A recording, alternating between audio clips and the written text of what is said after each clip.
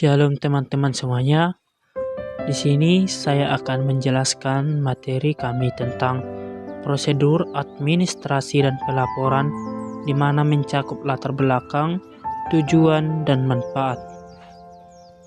Pembelajaran merupakan langkah pertama yang harus dilakukan untuk mendapatkan hasil akhir dari pembelajaran yang telah diterapkan. Dengan adanya pembelajaran, dapat mengetahui keberhasilan peserta didik selama proses perjenjangan yang dijalani terutama di sekolah dasar. Hasil akhir dari pembelajaran tersebutlah yang menjadi salah satu adanya lembaga pendidikan, yaitu mendapatkan hasil akhir yang bagus dan sesuai dengan tujuan adanya pembelajaran. Untuk mengetahui hasil belajar yang diperoleh, maka pendidik perlu melakukan yang namanya pengukuran dan penilaian dari hasil belajar tersebut. Pengukuran dan penilaian sangat penting dilakukan oleh seorang guru selama proses pembelajaran. A. Administrasi dan pelaporan hasil pengukuran dan penilaian.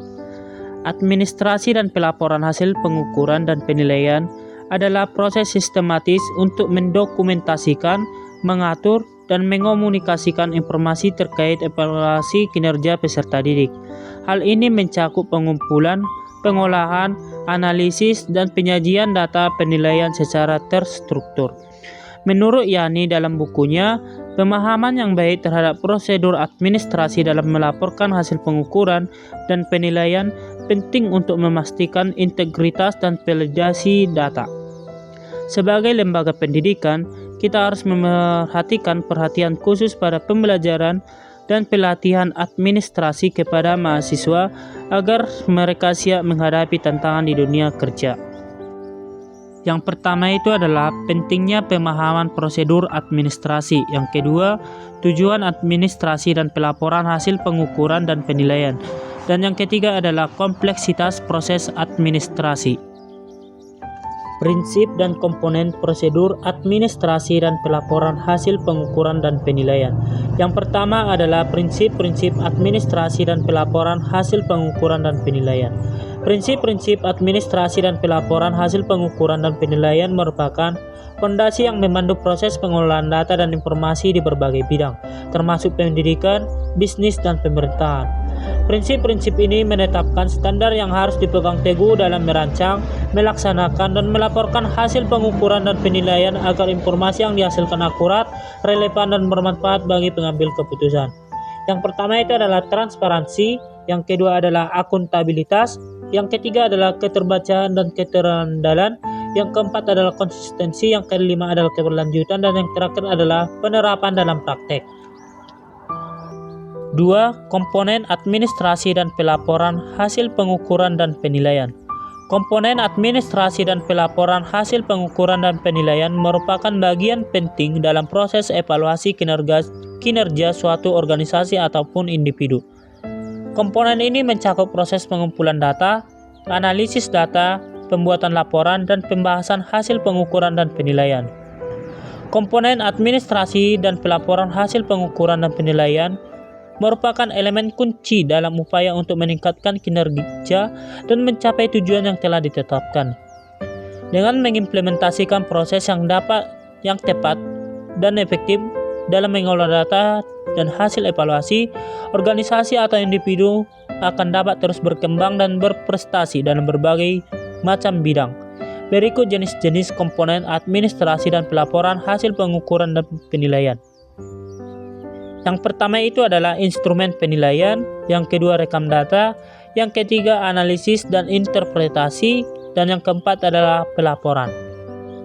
Contoh dan manfaat prosedur administrasi dan pelaporan hasil pengukuran dan penilaian. Yang pertama itu adalah contoh pelaporan hasil pengukuran dan penilaian. 1. Akademik. Rapot akademik menyajikan deskripsi nilai, capaian kompetensi, dan umpan balik untuk setiap mata pelajaran yang ditempuh peserta didik selama 1 semester. Yang kedua adalah transkrip nilai. Transkrip nilai merekam secara komprehensif seluruh hasil penilaian peserta didik selama jenjang pendidikan sebagai dokumen resmi kelulusan. Yang ketiga adalah laporan praktik kinerja.